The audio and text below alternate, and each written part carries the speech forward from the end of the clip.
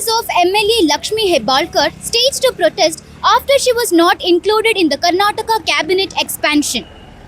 The demonstrators blocked Pune-Bengaluru National Highway near the Hiri Bagewadi toll plaza in Belagavi, causing disruption to traffic.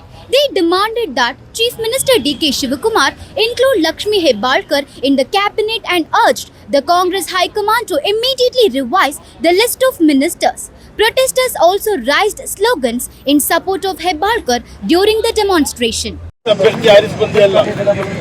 ಈ 10 ವರ್ಷ ಆಯ್ತು ಆರಿಸಿ ಬಂದೆ. ಫಸ್ಟ್ನೇ ಸಲ ನಮಗೆ ಮಂತ್ರಿ ಆಗಿ ಕೊಟ್ಟಿದ್ರು. ಈ ಊರದ ಅಭಿವೃದ್ಧಿ ಸಲುವಾಗಿ ಲಕ್ಷ್ಮೀ ತಾಯಿ ಹೆಬ್ಬಾಳ್ಕರ್ ಅವರು ಸಾಕಷ್ಟು ಅಭಿವೃದ್ಧಿ ಕೆಲಸ ಮಾಡಿದ್ದಾರೆ. ಅದರ ಸಲುವಾಗಿ ನಾವು ಸರ್ಕಾರಕ್ಕೆ ವಿನಂತಿ ಏನು ಮಾಡ್ತೇವೆ ಅಂದರೆ ನಮ್ಮ ಮೇಡಮ್ ಅವ್ರಿಗೆ ಮಿನಿಸ್ಟರ್ ನಕ್ಕಿ ಮಾಡಬೇಕು. ನಾವು ನಿರೀಕ್ಷೆ ಇಟ್ಟಿದ್ದೀವಿ. DCM ಮಾಡಬೇಕಂತ ನಿರೀಕ್ಷೆ ಇತ್ತು ನಮಗೆ ಕನಿಷ್ಠ ಮಿನಿಸ್ಟರ್ ಕೊಡ್ರಿ ಅಂತ ಹೇಳಿ ನಾವು ಸರ್ಕಾರಕ್ಕೆ ಒತ್ತಾಯ ಮಾಡ್ತಾ ಇದ್ದೇವೆ.